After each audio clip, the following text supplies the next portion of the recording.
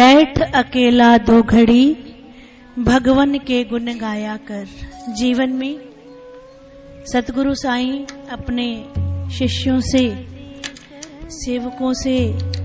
भक्तों से, जन जन से यही कहते हैं कि जीवन में अपने लिए एकांत समय निकालो और एक घड़ी दो घड़ी कुछ समय सिर्फ और सिर्फ शांति से किसी भी कोने में जाकर बैठ जाओ और अपने ऊपर निगाह डालो, अपने ऊपर नजर डालो, क्योंकि सारा दिन व्यर्थ की वार्तालाप या व्यर्थ के कृत्य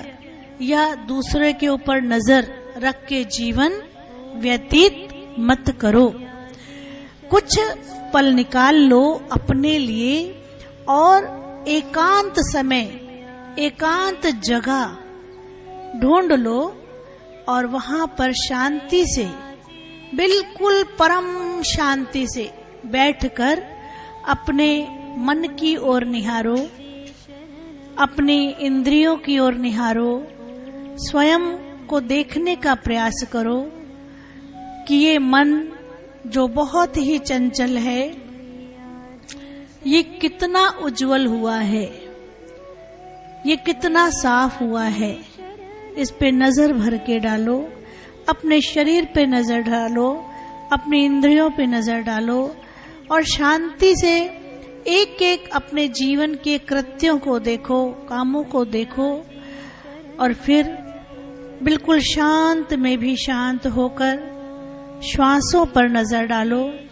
उन श्वासों पे नजर डालो जो परमात्मा की कृपा से अनमोल रतन रूपी श्वासें हम बच्चों को उस परमात्मा ने दे रखी हैं, जो अंत समय में अगर सारी दुनिया की दौलत भी दे दी जाए और कहा जाए कि मालिक सिर्फ 2 श्वासें दे दो, 1 श्वास दे दो, लेकिन तब हमें सारी दुनिया की दौलत देकर भी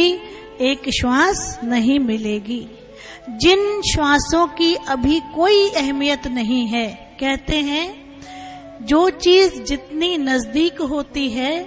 उस चीज की वैल्यू समाप्त हो जाती है, जो चीज जितनी दूर रहती है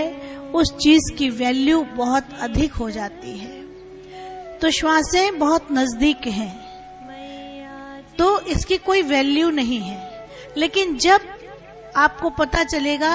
कि अब ये तो परमानेंट दूर जा रहे हैं और इनके जाते ही आखिरी घड़ी आ जाएगी, तो उस समय इसकी वैल्यू होगी। उस समय अगर आप कहोगे हमारे पास जितनी दौलत है, जो समय लगा के हमने दौलत कमाई है, वो सारी दौलत हम दे देते हैं, आप हमें 1 श्वास दे दो कि हम अपने बच्चे से कुछ बात कर लें या हरि नाम का ध्यान 1 मिनट कर लें, तो भी आपको 1 श्वास नहीं मिलेगी। अगर आप इस बात पर ही सिर्फ गौर कर लें तो पूरा जन्म संवर सकता है कि कितनी श्वासें हम हर रोज व्यर्थ कर रहे हैं, कितनी श्वासें, क्योंकि साल गिन के नहीं मिलते, श्वासें गिनकर मिलती हैं। तो अपने ऊपर नजर डालो। नमो नमो गुरुदेव तुझको नमो नमः। नमो नमो गुरुदेव तुझको नमो नमः। नमो